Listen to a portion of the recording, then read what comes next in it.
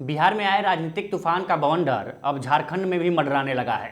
प्रदेश के मुखिया के तौर पर हेमंत सोरेन अब वर्तमान से पूर्व हो चुके हैं और उनकी जगह उनके कैबिनेट के साथी चंपई सोरेन ने ले ली है। यानी जेएमएम की सत्ता की डोर चंपई सोरेन के हाथ में होगी। लेकिन यहाँ सवाल हेमंत सोरेन के राजनीतिक भविष्य का है। नमस्कार, मैं उपेंद्र कुमार। दरअसल पिछले करीब 5 साल से झारखंड की सत्ता के केंद्र रहे हेमंत सोरेन अब किनारे पर हैं। इसके पीछे की वजह उन पर दर्ज ईडी के 2 मामले हैं। पहला कथित जमीन घोटाले से जुड़े मनी लॉन्ड्रिंग का मामला है, तो दूसरा अवैध खनन मामले से जुड़ा है।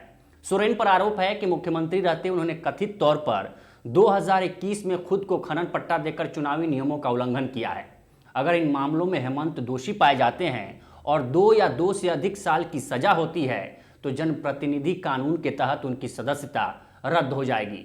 और इतना ही नहीं, सजा की अवधि पूरी करने के बाद 6 साल तक चुनाव नहीं लड़ सकेंगे, यानी 8 साल तक चुनावी मैदान से दूर रहेंगे। लेकिन सवाल है कि क्या ईडी के पास हेमंत सोरेन को दोषी ठहराने के लिए पर्याप्त सबूत हैं? इस पर सुप्रीम कोर्ट के वरिष्ठ वकील आदिल अहमद का कहना है कि ईडी ने संदेह के आधार पर हेमंत सोरेन को आरोपी बनाया है। वो प्राइम एक्यूज नहीं है, इसलिए ईडी ने कोर्ट से पूछताछ के लिए रिमांड भी मांगी है और कोर्ट ने 5 दिन की रिमांड भी दी है। अब जहां तक हेमंत सोरेन को दोषी ठहराने की बात रही, तो पहले ईडी को सबूत जुटाना होगा, फिर चार्जशीट फाइल करनी होगी, उसके बाद कोर्ट में सुनवाई चलेगी, जो एक लंबी प्रक्रिया है। वैसे भी अगर ईडी के कन्विक्शन रेट पर नजर डालेंगे तो 1% से भी कम है। यानी 100 लोगों के ऊपर ईडी का केस है, तो इसमें ईडी सिर्फ एक व्यक्ति को ही सजा दिला पाती है। अगर ईडी की वेबसाइट पर भी नजर डालेंगे तो पता चलेगा कि जनवरी 2023 तक पीएमएलए के तहत ईडी ने 5,906 केस दर्ज किए थे। इसमें से 25 के खिलाफ ट्रायल पूरा हो गया और 24 को ही सजा हुई। इस हिसाब से अगर ईडी के कन्विक्शन रेट को देखेंगे तो 0.4% बैठता है। खैर, हेमंत सोरेन कितने दोषी और कितने पाक साफ निकलते हैं, ये तो ईडी जांच के बाद ही पता चलेगा। लेकिन मौजूदा वक्त में झारखंड की राजनीति किस करवट ले रही है, इसे समझने के लिए हमने झारखंड के वरिष्ठ पत्रकार शंभुनाथ चौधरी से बातचीत की है। आइए उनसे ही समझने की कोशिश करते हैं।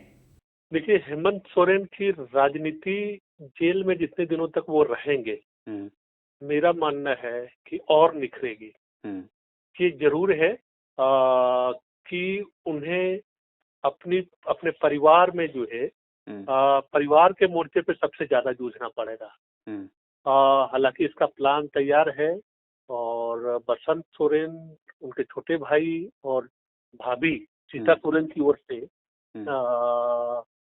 जो डिमांड थे, तो वो उसको साधने की कोशिश हो रही है हेमंत सोरेन की ओर से। एक तो है कि डिप्टी सीएम चर्चा है कि बसंत सोरेन बनाए जाएंगे और सीता सोरेन को भी बर्थ मिलेगा मंत्रिमंडल में।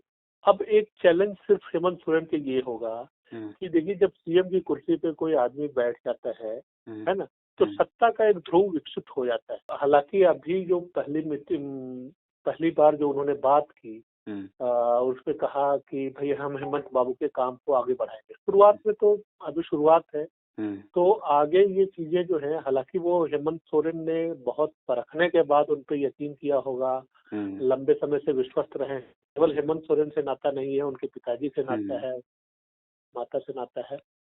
लेकिन आप ये है कि हेमंत सोरेन तमाम परेशानियों के बावजूद गठबंधन के नेता तो वही रहेंगे और जितने दिनों तक वो जेल में रहेंगे, तो बीजेपी की जो वो आदिवासी केंद्रित राजनीति शुरू हुई थी, भाई, क्योंकि वो सत्ता से इसलिए बाहर हुए थे क्योंकि यहाँ पे 28 में से 26 आदिवासी सीटें हार गई थी बीजेपी, ठीक है, पिछले चुनाव में, और सत्ता से बाहर हो गई थी।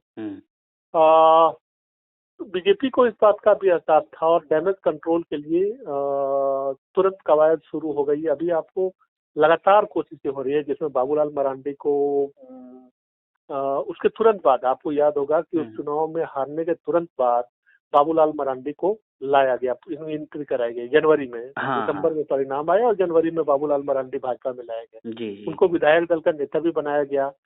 तो कोशिश ये थी कि भाई गैर आदिवासी मुख्यमंत्री या रघुवर दास के रहते हुए आदिवासियों के बीच जो उनका सेंटिमेंट प्रभावित हुआ है, उसको उसका डैमेज कंट्रोल हो। और ये कोशिश शुरू हुई थी, तब से शुरू हुई थी 2020 से ही। लेकिन मुझे लगता है कि हेमंत सोरेन जितने दिनों तक जेल में रहेंगे तो इससे बीजेपी की इस मुहिम को झटका लगेगा। और पॉलिटिकली हेमंत सोरेन को नुकसान नहीं होने जा रहा है या उसकी पार्टी को नुकसान नहीं होने जा रहा है। जितने दिनों वो जेल में रहेंगे हेमंत सोरेन से निखर के आएंगे और पार्टी को ये नैरेटिव गढ़ने का मौका मिलेगा कि बीजेपी आदिवासी विरोधी है और बीजेपी के पास इसको कोई बहुत ठोस जवाब नहीं होगा, तत्काल कोई ठोस जवाब नहीं होगा और ये स्थिति उसके लिए घातक हो सकती है कि हेमंत सोरेन अपनी सभाओं में करते रहे बार बार कि जेल जाने से कौन झारखंडी डरता है। वो चुनौती देते रहे कि आओ गिरफ्तार कर लो, जेल जाने से कोई झारखंडी डरा है क्या। क्योंकि उन्होंने देखा है, अपने परिवार में देखा है, शिबू सोरेन कई बार जेल गए और जब निकले तो उनका जनाधार हर जेल यात्रा के बाद शिबू सोरेन का जनाधार बढ़ा। तो हेमंत सोरेन ने ये परिवार में देखा है, समझा है और उनको मालूम है कि जेल भेजने से पॉलिटिकली कोई नुकसान नहीं होगा। हाँ, ये जरूर है कि पार्टी में नियंत्रण कैसे रखेंगे, ये छोटे छोटे जो चैलेंजेस हैं वो बना रहेगा। लेकिन देखिए, वो हेमंत सोरेन की सबसे बड़ी कामयाबी ये रही है कि उन्होंने शिबू सोरेन की विरासत को सक्सेसफुली ट्रांसफर कर लिया था और सर्वमान्य नेता मान लिए गए थे।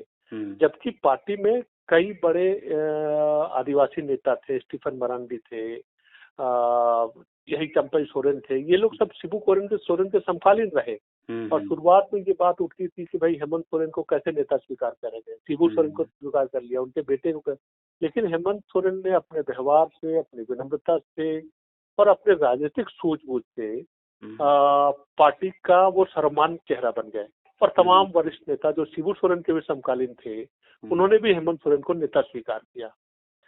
तो हेमंत सोरेन चाहे जहां भी रहे, और ये इतनी जल्दी टूटने वाला नहीं है, साल भर अगर जेल में भी रह जाएंगे तो हेमंत सोरेन की पकड़ बहुत कमजोर होने वाली नहीं है। दूसरी बात है कि अब कल्पना सोरेन भी सक्रिय होंगी। इस संकेत ये है कि कल्पना सोरेन, ठीक है अभी वो मुख्यमंत्री नहीं बन पाई, लेकिन कल्पना सोरेन भी अब सक्रिय होंगी और फ्रंट पे दिखेंगी, ऐसा मेरा मानना है। आने वालों में दिनों में वो दिख सकती है और बहुत संभव है कि आने वाला जो चुनाव होना है तो